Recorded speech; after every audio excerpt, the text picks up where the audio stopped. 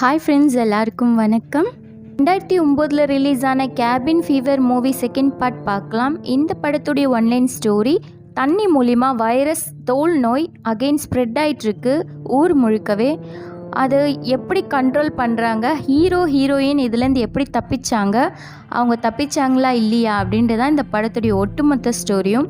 இதோட first part பார்த்தீங்கன்னா இந்த படம் ரொம்பவே அழகாக புரியும். அந்த ஃபர்ஸ்ட் பார்ட் பார்க்கலன்னா கார்டில் கொடுக்குற இந்த ஃபர்ஸ்ட் பார்ட் பார்த்துட்டு இந்த மூவியை பாருங்கள். ஸோ வாங்க மூவிக்குள்ளே போகலாம்.